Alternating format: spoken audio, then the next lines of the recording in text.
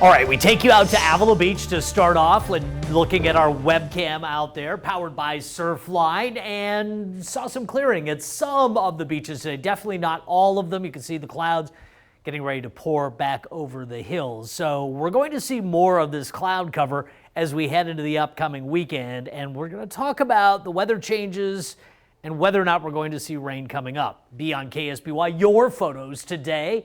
Cecil Horton, cheers, my friend. Beautiful shot there of a glass and a little bit of sunshine as well. And Trisha Butcher out in Atascadero last night. Beautiful shot of the downtown park area there. Twitter, Facebook, and Instagram. Use the hashtag #BeOnKSBY. I'm TV Dave Hovde on Facebook, and that's where those pictures came from.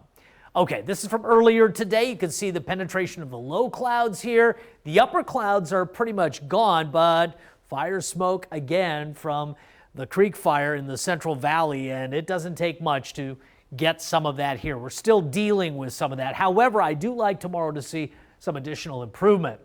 Okay, low clouds back in again tonight. They could be locally dense like they were this morning. Could see another dense fog advisory.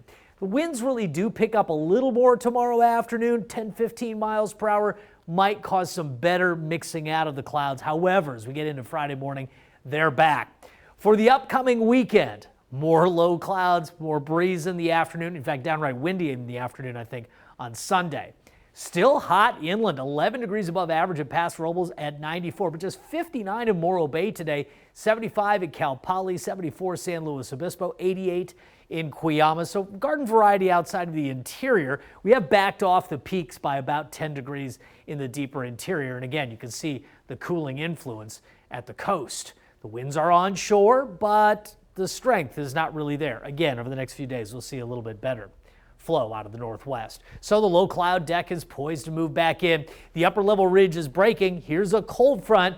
We've been taking a look at whether or not that's going to give us rain for the upcoming weekend. Let's glance at the latest outlook on that. Low pressure system arriving as we get into late Friday night, early Saturday.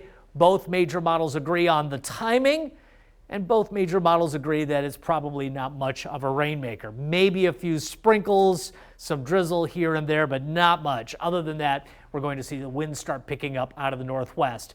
Delta just crossed the Yucatan. It's 500 miles from the border of Texas and Louisiana, and it likely arrives there Friday morning as a Category 3 storm. This is going to really have an impact on this entire region. We're talking about up to a foot of rain. Let's take a look at some of my projections here. You can see how we're looking at anywhere from 5 to 10 inches of rain, mostly in parts of western Louisiana. The track could change, and we're going to keep you up to date on that because it is going to be a major American story.